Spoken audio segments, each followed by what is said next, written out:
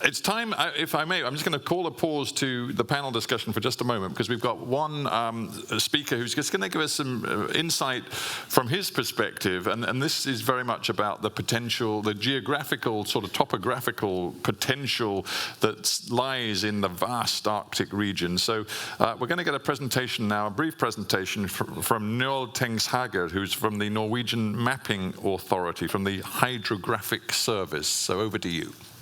Thank you. Bear with me. Can you all take 3 very deep breaths? Come on. In, out. In, out.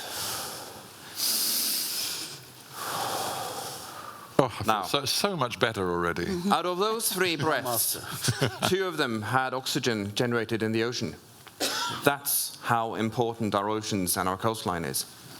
And if you're worried about the carbon monoxide you exhaled when you were doing this, imagine the fact that 1 acre of kelp forest retains the same CO2 as 40 acres of rainforest.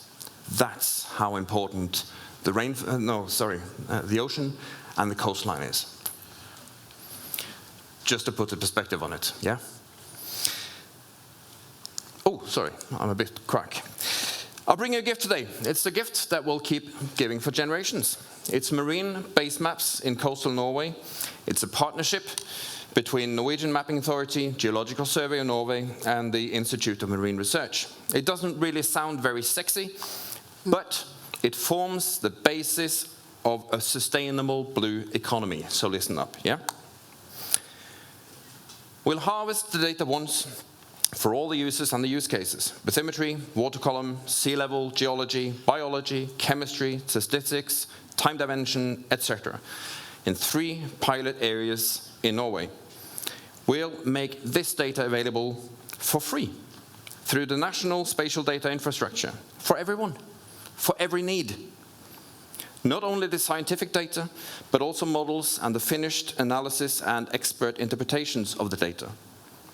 This will remove uncertainty, greatly reduce conflicts in areas, and will enable you to identify optimal areas where it's possible, or areas where it's possible to coexist with potential conflicts. If we don't do this, we risk developing our coastline blindfolded, with all the negative consequences this can lead to. An independent consultancy company did a socio-economic study in 3 small areas along the coastline. We're talking about 1,200 square kilometers, which is approximately 1% of the proposed area in a national program. Now, the study shows the potential of creating 62 new permanent jobs in these 3 areas.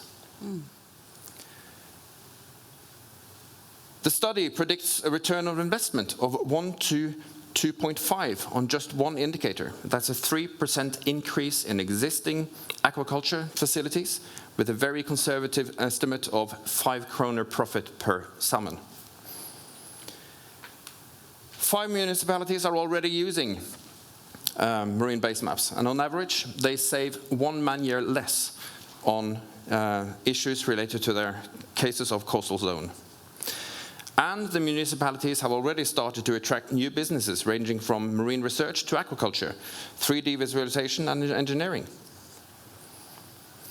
We're now commissioning a new nationwide socioeconomic study in looking into all indicators, not just 1.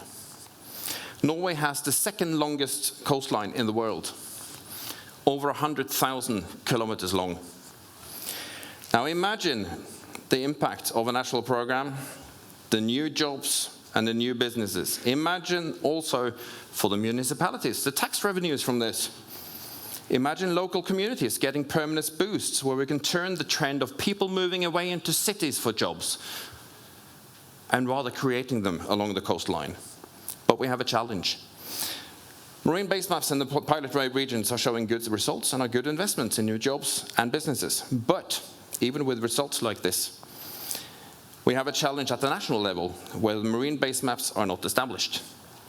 Data is often collected for specific use in tiny areas at high transaction costs, with no common specification, thus preventing reuse of the data, and little to no return of investment. how can we best coordinate all efforts to establish marine base maps at the national level, harvesting data once for all possible uses, for the benefit of all, and to build smart and sustainable societies? I mentioned at the start of my outline that this is a gift for generations to come. If Norway succeeds in this venture, we could have the gift for the global community, as methodology, standardization, best practices, indicators, and more will be useful globally. And to quote the UN, leaving no one behind. Thank you. Thank you. Thank you very much.